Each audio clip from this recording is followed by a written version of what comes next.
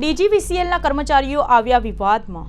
સુરત જિલ્લા ચૂંટણી અધિકારીને આચારસંહિતાના ભંગની લેખિત ફરિયાદ કરતા સુરત શહેર જિલ્લા કોંગ્રેસ સમિતિએ જણાવ્યું હતું કે આચારસંહિતાનો અમલ હોય અને ચૂંટણીલક્ષી કામગીરીના ઓર્ડર ઇસ્યુ થયા હોવા છતાં દક્ષિણ ગુજરાત વીજ કંપનીના કર્મચારીઓ સરેઆમ ભાજપને સમર્થન આપતા હોવાનું નજરે ચડી રહ્યું છે।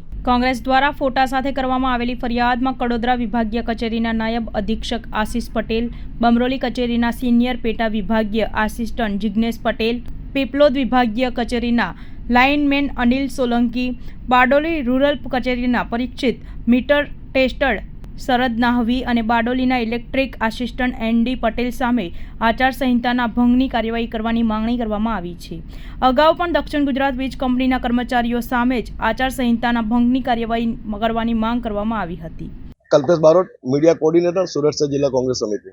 23 તારીખે અમે ચૂંટણી પંચ, સુરત જિલ્લા કલેક્ટર, ગુજરાત ચૂંટણી પંચ તેમજ દિલ્હી ચૂંટણી પંચને ફરિયાદ કરેલી હતી કે દક્ષિણ ગુજરાત વીજ કંપનીના અધિકારી જે નીરવભાઈ દેસાઈ, જેઓ સુરત ભાજપના મધ્યસ્થ કાર્યાલય પર જેને ભાજપના ઉમેદવાર શ્રી મુકેશ દલાલને જાહેરમાં સમર્થન આપેલું હતું અને એ વાત કરી કે સુરત સહિત દક્ષિણ ગુજરાતની 4 લોકસભાની સીટ ભાજપ જીતે એ રીતે અમારો સહકાર રહેશે।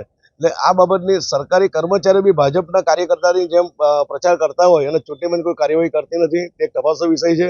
અને ગઈકાલે પણ અમે સુરત જિલ્લાના બારડોલી વિભાગના ઘણા અધિકારીઓ, સુરત જિલ્લાના ઉમેદવાર તેમજ જે પ્રભારી છે ભરતભાઈ પંડ્યા, ગણપતભાઈ વસાવા, તેઓને જાહેરમાં મળીને કેસ ભરાઈને એ લોકોનું સ્વાગત કરે છે।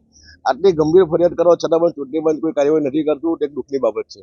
એટલે મારું સ્પષ્ટ માનવું છે કે ચૂંટણી પંચ પણ ભાજપના હિસાબે કામ કરતું હોય એવું મને લાગે છે।